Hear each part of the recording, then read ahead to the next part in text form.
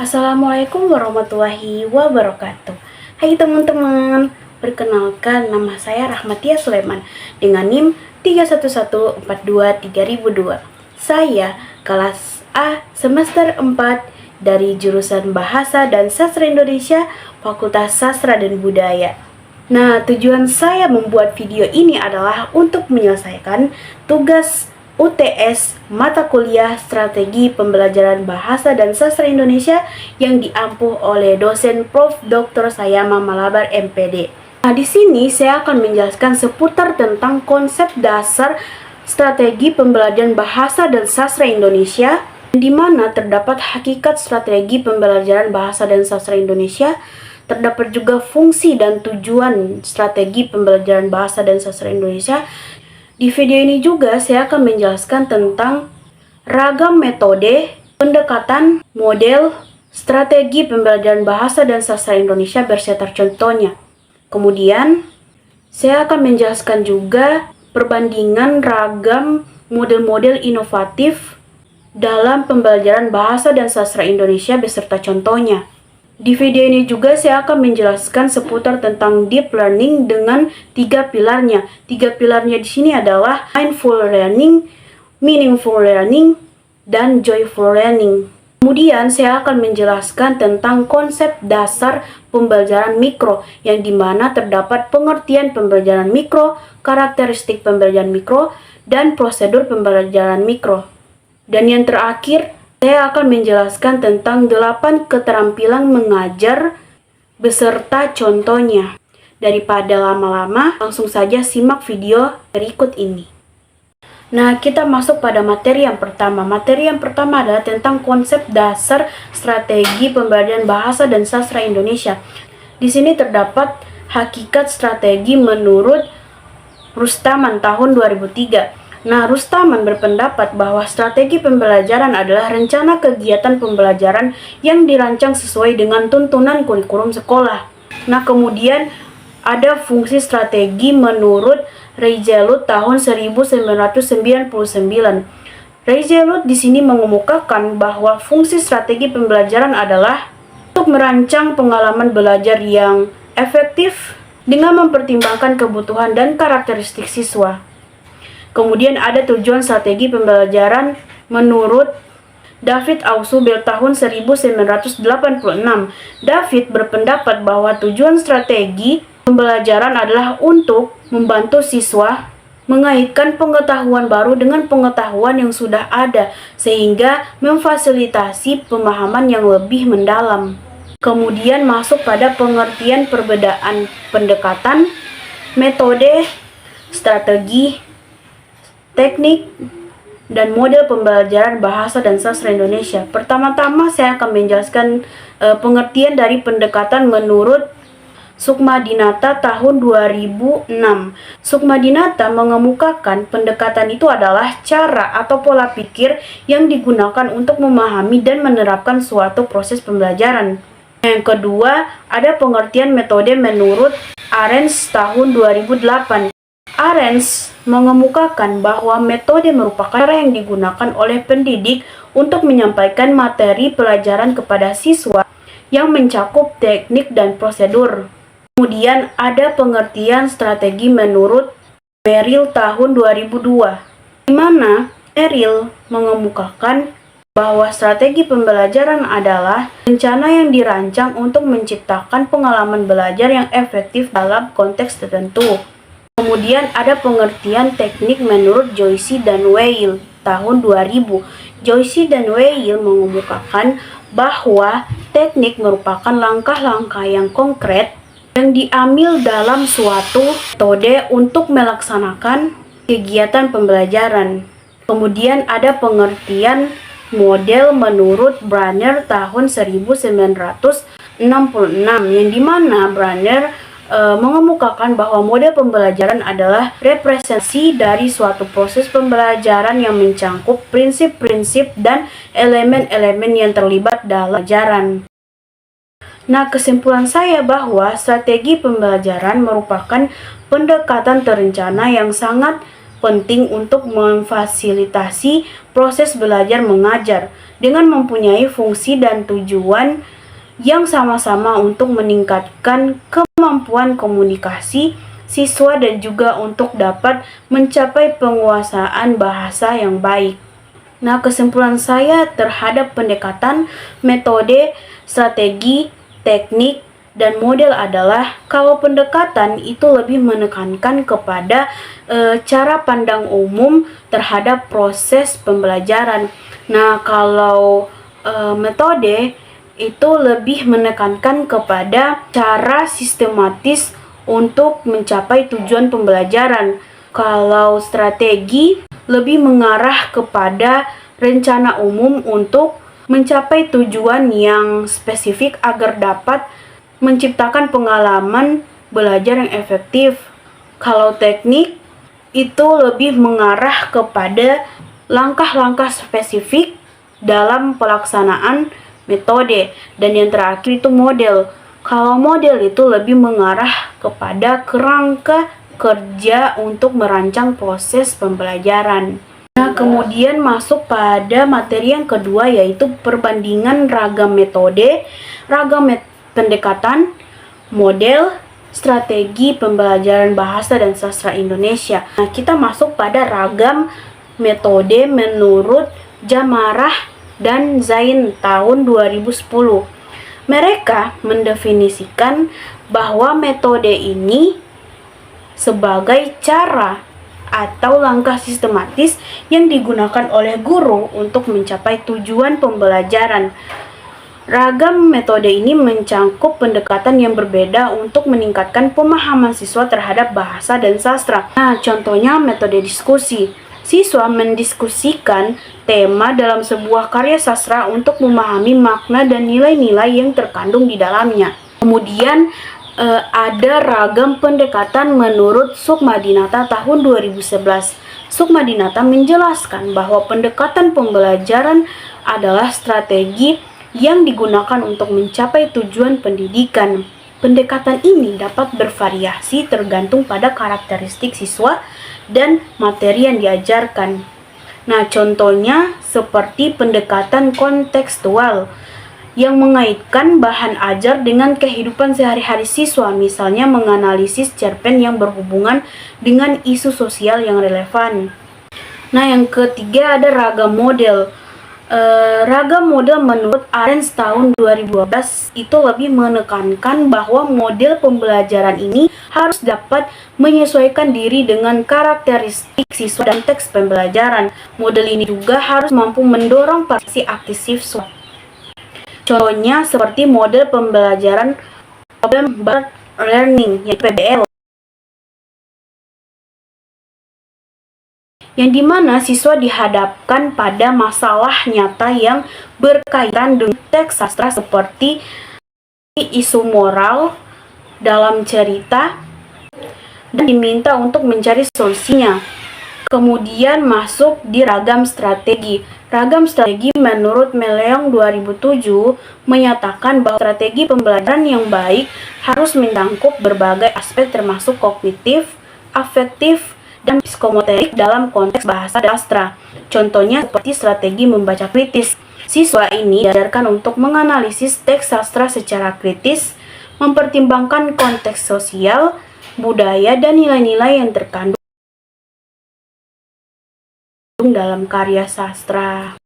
Nah, kesimpulan saya, secara keseluruhan metode pendekatan, model, dan strategi pembelajaran memiliki peran yang penting yang saling melengkapi dalam proses pendidikan.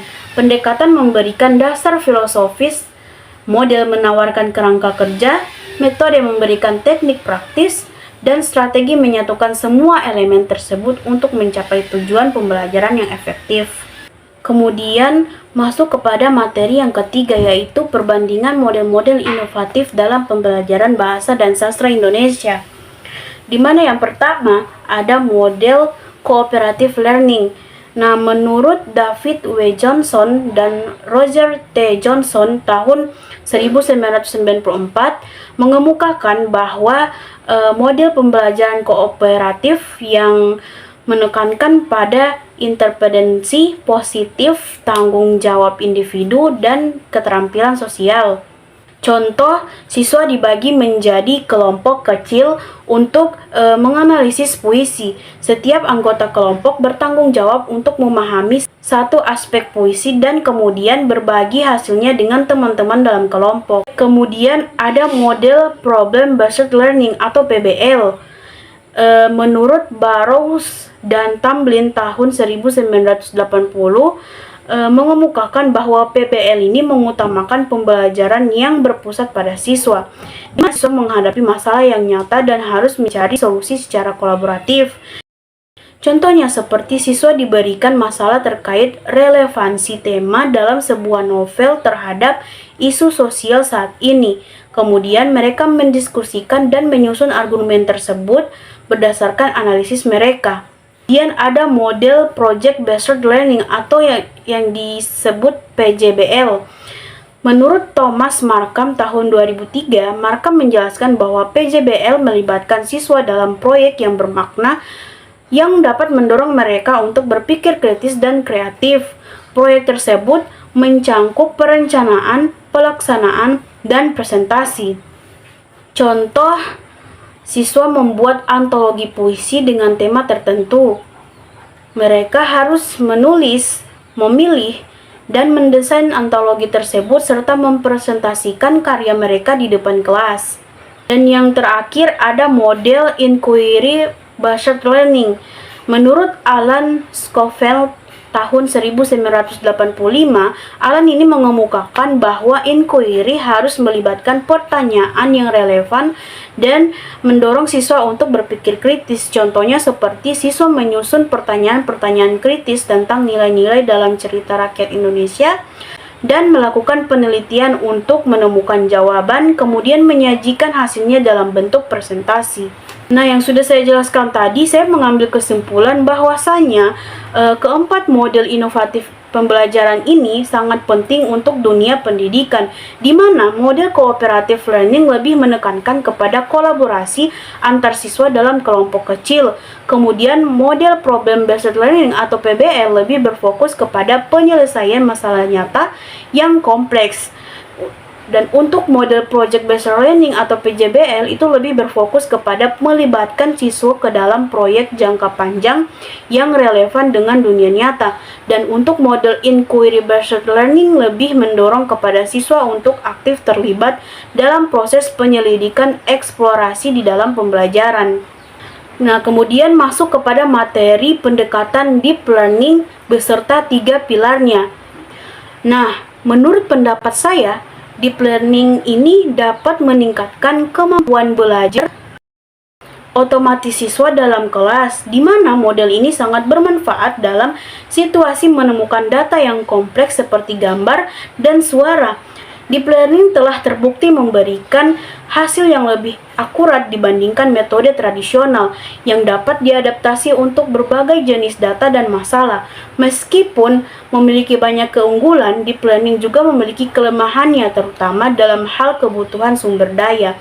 Nah, deep learning memiliki 3 pilar, yaitu yang pertama, mindful learning. Mindful learning ini dapat mengajak siswa untuk hadir dan fokus pada pengalaman belajar sehingga mereka dapat memahami informasi lebih dalam. Sedangkan kalau meaningful learning ini mendorong siswa untuk memahami materi agar mereka tidak hanya sekedar menghafal tetapi juga mampu menerapkan pengetahuan dalam situasi nyata. Dan kalau joyful learning ini lebih berfokus kepada cara menciptakan pengalaman belajar yang menyenangkan dan menggembirakan. Karena joyful learning ini menekankan pentingnya emosi positif dalam proses pembelajaran. Nah, kemudian kita masuk kepada materi selanjutnya, yaitu konsep dasar pembelajaran mikro. Nah, yang di sini ada pengertian umum tentang pembelajaran mikro, yaitu pembelajaran mikro adalah metode pembelajaran yang dilakukan secara terbatas untuk mengasah keterampilan mengajar. Pembelajaran mikro juga disebut micro teaching atau real teaching. Nah, sedangkan menurut pendapat ahli yaitu Linda N.C tahun 1982, Linda menjelaskan bahwa micro-teaching sebagai metode pelatihan di mana guru dapat berlatih mengajar dengan menggunakan simulasi pengajaran dalam waktu singkat. Nah, kemudian masuk kepada karakteristik pembelajaran mikro secara umum, yaitu pertama ada terbatasnya jumlah peserta didik, terbatasnya durasi pembelajaran, terbatasnya materi pembelajaran, terbatasnya kompetensi yang dilatih, terbatasnya sesi pembelajaran, terbatasnya latar pembelajaran, dan menggunakan model pengajaran yang diperkecil. Nah, sedangkan menurut pendapat ahli Joyce dan Weil tahun 2000, dalam buku Models of Teaching, mereka menjelaskan bahwa karakteristik micro-teaching mencangkup fokus pada keterampilan spesifik, penggunaan video untuk merekam sesi pengajaran, dan analisis pasca pengajaran yang mendalam untuk meningkatkan pemahaman dan teknik guru. Kemudian yang ketiga ada prosedur pembelajaran mikro, di mana prosedur pembelajaran mikro ini ada 7, yaitu memahami konsep pembelajaran mikro, menyajikan model dan berdiskusi, menyusun rencana pembelajaran, melaksanakan pembelajaran, berdiskusi dan memberikan umpan balik, merefleksikan pembelajaran, dan melakukan praktik pembelajaran ulang bagi yang belum berhasil. Adapun micro-teaching juga memiliki karakteristik dan prosedurnya sendiri. Nah, kemudian kita masuk kepada materi terakhir yaitu 8 keterampilan dasar mengajar beserta contohnya. Yang pertama, ada keterampilan membuka dan menutup pelajaran. Keterampilan membuka dan menutup pelajaran adalah kemampuan guru untuk menciptakan suasana belajar yang menarik dan efektif. Contoh dari keterampilan membuka yaitu menyapa siswa dengan semangat, menanyakan kabar kesehatan siswa, menjamu siswa dengan suasana positif, melakukan ice breaking atau permainan penghangat, menghubungkan materi dengan kehidupan nyata, menyesuaikan topik pelajaran dengan minat siswa, memberikan tantangan, memberikan manfaat yang akan diperoleh siswa, menimbulkan rasa ingin tahu dan keheranan dalam siswa, dan mencari tahu minat dan kebutuhan siswa. Kemudian ada juga contoh keterampilan menutup, yaitu memberikan kesimpulan materi, memberikan pertanyaan relatif, memberikan penegasan tujuan pembelajaran, memberi dorongan sosial kepada siswa, memberikan tugas belajar di rumah, mengajak berdoa untuk mengakhiri proses pembelajaran, melakukan evaluasi pembelajaran, dan memberikan kesimpulan dan konklusi mengenai apa yang telah dipelajari siswa. Yang kedua, ada keterampilan menjelaskan. Keterampilan menjelaskan adalah kemampuan menyampaikan informasi secara lisan yang terorganisir dengan baik. Nah, contoh dari keterampilan menjelaskan adalah menjelaskan sebab akibat dulu, menjelaskan teori dengan contoh nyata, menjelaskan definisi atau pengertian dasar, menjelaskan hubungan atau korelasi antara dua hal atau lebih, menjelaskan dengan menggunakan contoh konkret, dan menjelaskan dengan menggunakan ilustrasi. Nah, yang ketiga ada keterampilan bertanya. Nah, keterampilan bertanya adalah kemampuan untuk mengajukan pertanyaan dan menggunakan teknik bertanya untuk mendapatkan jawaban dari orang lain. Contoh dari keterampilan bertanya yaitu harus ada pertanyaan dasar, pertanyaan pelacak, pertanyaan pancingan, pertanyaan yang mendorong siswa berpikir, pertanyaan yang mendorong siswa menemukan alasan, dan pertanyaan yang mendorong siswa melahirkan gagasan kreatif. Yang keempat, ada keterampilan mengadakan variasi. Keterampilan mengadakan variasi adalah kemampuan guru untuk mengubah cara mengajarnya agar tidak membosankan siswa. Contoh dari keterampilan mengadakan variasi adalah peningkatan suara secara tiba-tiba untuk menarik perhatian siswa, modulasi suara saat membaca prosa atau puisi untuk membantu siswa menyadari emosi yang mendasarnya, variasi dalam waktu bertatap muka atau melaksanakan proses pembelajaran, variasi dalam menggunakan media atau alat bantu pembelajaran, dan variasi dalam melakukan pola interaksi. Yang kelima adalah keterampilan memberikan penguatan. Keterampilan memberikan penguatan adalah kemampuan untuk merespon perilaku siswa agar mereka terdorong untuk meningkatkan perilaku positif. Nah, contoh dari keterampilan memberikan penguatan adalah dengan memberikan kata-kata positif, gerakan badan, atau dengan kegiatan yang menyenangkan. Nah, keterampilan keenam adalah keterampilan mengelola kelas. Keterampilan mengelola kelas adalah kemampuan guru dalam menciptakan dan memelihara lingkungan belajar yang kondusif. Nah, contoh dari keterampilan mengelola kelas adalah menciptakan suasana belajar yang kondusif, menjaga disiplin siswa, menggunakan metode yang sesuai, memberikan penguatan, membimbing diskusi, menggunakan media pembelajaran yang variatif, membangun hubungan positif dengan siswa, dan menganalisis tingkah laku siswa. Nah, keterampilan yang ketujuh adalah keterampilan mengajar kelompok kecil dan perorangan. Keterampilan mengajar kelompok kecil dan perorangan adalah kemampuan guru dalam menanamkan pengetahuan kepada siswa secara kelompok atau perorangan. Nah, contoh dari keterampilan mengajar kelompok kecil dan perorangan ini adalah adanya hubungan yang sehat dan akrab antara guru dengan siswa, juga antara siswa dengan siswa.